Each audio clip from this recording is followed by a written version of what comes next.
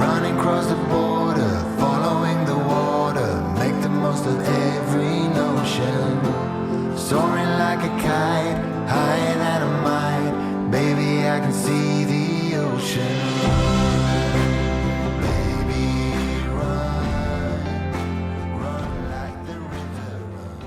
Eh bien bonjour le vlog, j'espère que vous allez bien. Nous sommes aujourd'hui le 28 février, déjà je vous ai totalement délaissé durant tout ce mois écoulé depuis mon retour du Chili. Je ne vais pas vous cacher que ce mois de février m'a littéralement roulé dessus, hein. Le passage de mi-février et donc un an de deuil. Voilà, sans mon petit mari, ce passage a été particulièrement compliqué. Passage donc du 13 février, jour de son anniversaire, mais aussi de son décès. Il aurait eu 70 ans. Le lendemain, on aurait fêté nos 10 ans de mariage. C'était du lourd. Ce souvenir qui m'est remonté aussi de nous deux sur la terrasse. Et lui me disant, dis donc, en 2025, ça va se fêter tout ça. 70 ans pour moi, 10 ans de mariage pour nous deux. Je lui ai dit, et alors, tu veux refaire une grande fête ou quelque chose comme ça? Il m'a dit, non, mais... te redemander en mariage en petit comité, je dirais pas non. Je lui ai dit arrête, je sais que t'en es capable. Il m'a dit bien sûr que j'en suis capable, je suis très sérieux, chiche. Je lui avais dit chiche. Et vous savez quoi? Je suis sûre qu'il l'aurait fait. Donc j'ai essayé de mettre quelque chose d'un peu joyeux là-dedans en me disant que quelque part on célébrait aussi quelque chose dans l'invisible, je ne sais pas. J'ai essayé, mais ça n'a pas été facile. Vous l'avez vu dans cette grande introduction de ce vlog, tout en musique et en sous-titres, je me suis quand même un peu bougée, voilà, j'ai fait des petites choses, c'est tout con, mais je suis fière de moi, j'ai réussi à fixer des nouveaux rideaux ici, dans ce coin-là, et ça me fait du bien. C'est vrai que le soir, quand la nuit tombe, j'aime bien être un peu calfeutrée, cocooning comme ça, j'ai besoin d'être un peu contenue dans mon petit univers que je suis en train de recréer seule ici avec Piper. Et j'ai fait ce genre de petites choses. J'ai trouvé l'énergie aussi pour aller danser, parce que aller danser toute seule, ça me fait un bien fou. J'aime beaucoup la musique électro depuis toujours, et aller danser, au fait, moi ça me défoule vraiment beaucoup. Et je pense que j'avais tellement de chagrin en cette mi-février, un mix de beaucoup d'émotions, hein, le deuil, de la colère, du chagrin, de la tristesse, de la culpabilité, de la rancœur. J'ai beaucoup de choses qui se mélangeaient comme ça. Et donc ouais, danser m'a fait du bien. Vous avez vu que j'étais aussi au bord de la mer, ce qui veut dire que, en général, je ne suis jamais bien loin de chez ma thérapeute qui m'aide aussi beaucoup, qui m'a beaucoup accompagnée. Et ouais, tout ça mêlé au retour du Chili, où forcément ça a été aussi un choc. Ça l'a été dans un sens, mais ça l'a été dans l'autre aussi à mon retour. Bien, ce mois de février a été compliqué. Vous avez compris. La semaine dernière, quand même, voilà, j'ai commencé à reprendre un petit peu des activités. Je suis allée me former au massage suédois. Vous l'avez vu à la fin de cette introduction à ce vlog, ma salle de massage, ça y est vraiment prête. Je suis prête à vous accueillir si vous êtes dans le secteur, dans la vallée de l'Hérault, dans le sud de la France. Donc je suis contente, ça avance tout ça. La semaine prochaine, là, dans quelques jours, je vais faire une nouvelle formation en yoga du visage, et je pourrai, je pense, par la suite proposer des petits ateliers, voilà, en petit comité, pour vous apprendre à créer vos routines quotidiennes de yoga du visage pour paraître 20 ans de moins. Qui dirait non à cela? Et ouais, ça y est, on est arrivé à fin février. J'avance comme je peux, je refais surface petit à petit. J-20 aujourd'hui, là, avant le printemps, ici en France. Donc le soleil revient, comme vous le voyez derrière moi, et c'est vrai que ça fait du bien. Et donc, ouais, j'espère que vous êtes installés confortablement, parce qu'on va passer tout rapidement à cette petite foire aux questions dont je vous avais parlé en story sur Instagram. J'ai eu pas mal de petites questions concernant le Chili notamment. Alors je vais les regrouper et puis ça va être assez rapide au fait. Les premières concernaient des personnes qui me demandaient si je pouvais faire tout un petit bavardage autour de la géographie, la cuisine, la politique et l'histoire du Chili. Non, je ne peux pas. Je ne suis pas du tout légitime pour ça. Oui, je suis franco-chilienne. Oui, je suis née là-bas. Mais j'y suis allée que 2 fois finalement dans ma vie. Et je pense que des documentaires sur certaines chaînes dédiées à ça, YouTube ou à la télé, feront ça bien mieux que moi, je vous jure. Après, pour ce qui est de la cuisine, j'en ai un petit peu parlé dans mon vlog, vous l'avez vu, et tout ce que je peux vous dire, et ça vous fera une belle jambe, c'est que j'adore la cuisine de ma maman chilienne, j'aime beaucoup sa façon de cuisiner, elle cuisine toujours des plats typiques, et c'est toujours très simple, je trouve, mais très bon et très savoureux, et j'aime beaucoup ce qu'elle fait. Mais à part ça... Je me sens pas légitime à aborder tous ces sujets. Quelqu'un d'autre m'a demandé si j'avais le mal du pays, donc cette question m'a été posée quand j'étais là-bas, donc je suppose, est-ce que j'ai le manque de la France ? Écoutez, étrangement, non, je l'ai pas ressenti, parce que je suis toujours, comme si j'y allais depuis 15 ans, mais ça fait 2 fois que j'y vais, je suis si bien accueillie, si bien intégrée que je ressens pas forcément de mal du pays. En revanche, chose aussi assez curieuse, je l'ai davantage ressenti à mon retour. Le choc a été plus rude à mon retour. Bon, de toute façon, le décalage horaire et le voyage est toujours plus compliqué dans ce sens-là. Quand je reviens d'Amérique du Sud vers l'Europe, c'est très compliqué dans tout le corps, dans tout le système. Je venais, comme vous l'avez vu dans mon vlog précédent, de me taper 2 intoxications alimentaires, donc j'étais pas très fraîche. Et c'est vrai que le choc de la chaleur au froid, du groupe et de l'effervescence et du bruit à la solitude et au silence, tout ce choc-là était plus difficile plutôt que dans l'autre sens. Donc je pense que j'ai eu une sorte un peu de mal du pays. Quand je suis revenue en France, le Chili me manquait beaucoup. Ça n'a pas été évident, mais maintenant je sais, ma vie, mon quotidien ayant changé forcément par rapport à l'an dernier, je sais maintenant que je peux y retourner quand je veux. J'ai pas spécialement de contraintes en France, à part bien sûr le prix du billet d'avion. c'est pas négligeable quand même comme contrainte, parce que c'est pas donné. Paris-Santiago, c'est le vol le plus long qui existe, de Paris en tout cas, et ouais, c'est pas donné. Voilà, d'autres personnes qui me demandaient mes ressentis quand j'étais au Chili, comment je vivais les retrouvailles avec ma famille chilienne, comment je me sentais dans ma famille chilienne.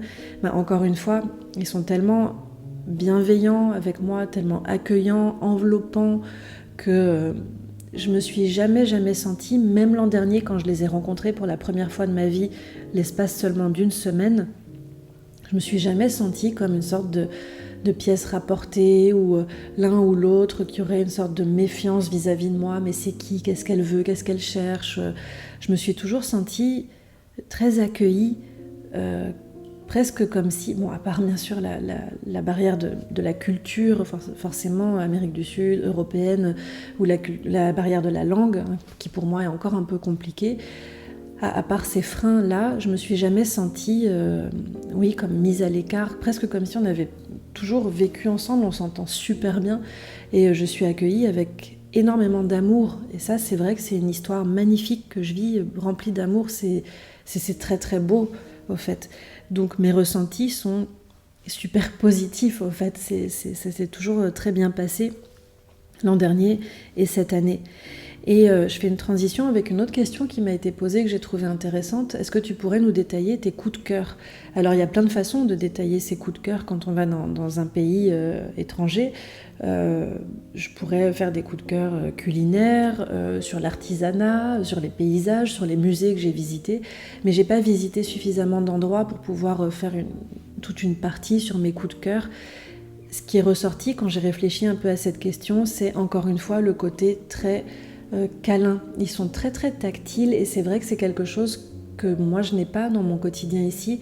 J'ai pas forcément été élevée ou grandie dans quelque chose de très tactile, beaucoup dans le contact, et c'est vrai que c'est complètement ok pour moi, mais de le vivre là-bas, c'est très, très différent et très agréable d'avoir tout le temps des câlins, d'avoir parfois des conversations entières où on est là et tout, on se tient la main en se parlant, en se regardant dans les yeux. C'est quelque chose... Alors, est-ce que c'est propre à ma famille chilienne, ou est-ce que c'est propre vraiment aux Chiliens ? Mais je l'ai vu, je l'ai observé aussi de la part de voisines qui parlaient à ma sœur. Je l'ai observé, j'ai beaucoup observé. J'ai l'impression que c'est pas que propre à ma famille, que c'est pas mal une mentalité, alors pas forcément que chilienne, je pense que c'est beaucoup d'Amérique du Sud, ce cliché un peu qu'on peut avoir des gens très tactiles, très accueillants, la fête, le sourire et tout.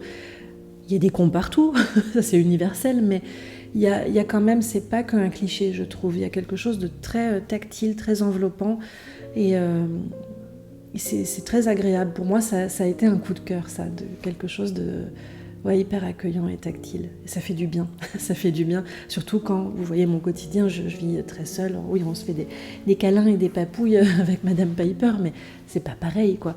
Et ouais, ça m'a fait du bien, ça a été un gros coup de cœur. On m'a demandé ensuite comment j'avais vécu mon retour en France. Je vous en ai touché 2 mots il y a quelques instants. Ça n'a pas été facile.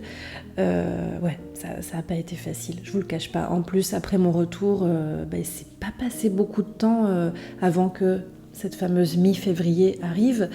Le temps que je me repose, que je reprenne mes marques, que je reprenne un peu que je me recale par rapport au décalage horaire, etc.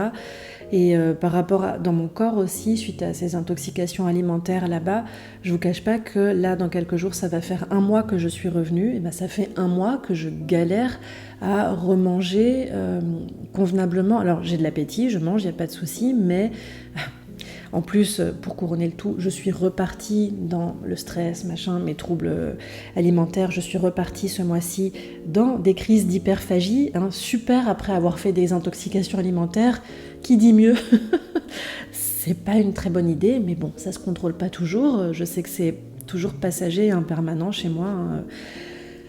Moi et les addictions, une grande histoire. Une addiction chasse une autre, un clou chasse l'autre, comme on dit. Je fonctionne beaucoup comme ça. Donc là, ce mois-ci, a été placé sous le signe de l'hyperphagie.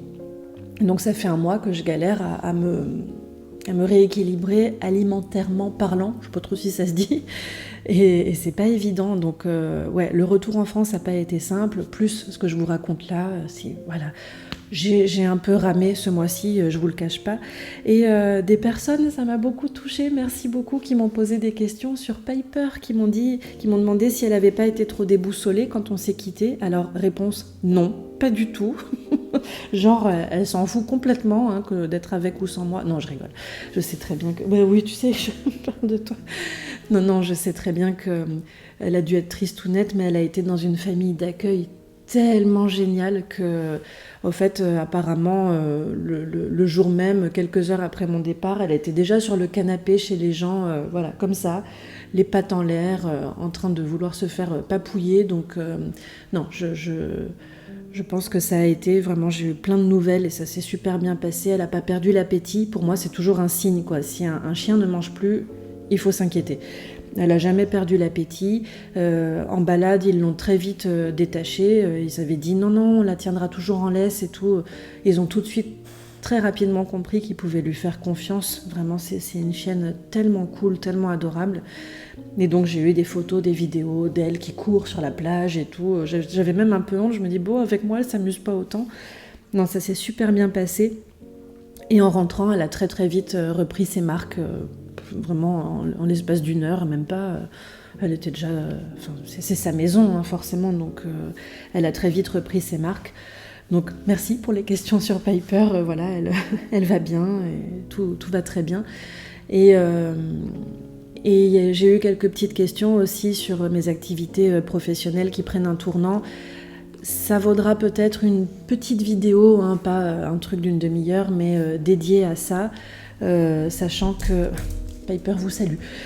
Sachant que je suis en train de restructurer mon auto-entreprise. Le tarot, j'en fais toujours, quoi qu'en disent certaines personnes sur les réseaux sociaux. J'ai poussé un petit coup de gueule ces derniers jours, parce que des gens ont été un peu colportés des choses sur le fait que j'arrête le tarot, je me retire de l'univers du tarot, etc. Ce n'est pas le cas. Je continue à faire du tarot, c'est juste que ça passe un petit peu au second plan. J'ai besoin de revisiter ma pratique du tarot. Et je souhaite me replonger dans des choses peut-être un peu plus concrètes, d'où ma reconversion entre gros guillemets vers le massage qui était aussi mes premières amours. En 2011, j'avais déjà passé des formations en massage, donc en fait je continue, je tire le fil qui avait déjà été tissé peut-être il y a bien longtemps. Et voilà, je vous en parlerai un petit peu plus précisément, j'ai besoin de clarifier certaines choses, mais en tout cas je vous accueille toujours pour du tarot et je vous accueille toujours, c'est nouveau pour des massages et je vais me remettre à réaccueillir, je pense, des petits groupes pour de la relaxation et de la méditation. Je vais essayer de remettre ça en place, mais je sais que je vous l'ai déjà dit plusieurs fois et que ça tarde à venir, mais je prends aussi beaucoup soin de moi, c'est important. Et ouais, voilà, je vais m'arrêter là parce que cette partie blabla du vlog est bien longue. Comme toujours les amis, j'ai grand plaisir à vous lire dans les commentaires. N'hésitez pas à mettre aussi un petit pouce en l'air si le cœur vous en dit. Ça m'aide beaucoup dans mon petit algorithme sur ma chaîne YouTube où vous êtes de plus en plus nombreux. J'ai annoncé récemment aussi que j'allais fermer ma page Facebook professionnelle parce que j'y publie jamais rien finalement, il se passe pas grand chose. Et du coup, pas mal de personnes ont migré, comme je vous invitais à le faire, sur mon compte Instagram. Donc j'ai pas mal de nouveaux abonnés sur Instagram. Je crois qu'on est 1560 et sur ma chaîne YouTube 1100 et quelques. Donc bref, merci beaucoup de votre présence ici ou là, de votre fidélité. Vous le savez, comme toujours les amis, prenez grand soin de vous, prenez soin de vos proches également. On se retrouve quotidiennement en story sur Instagram ou WhatsApp. Je vous embrasse et je vous dis à tout bientôt. Salut! Et toi aussi tu dis au revoir aux gens? Ouais. Salut!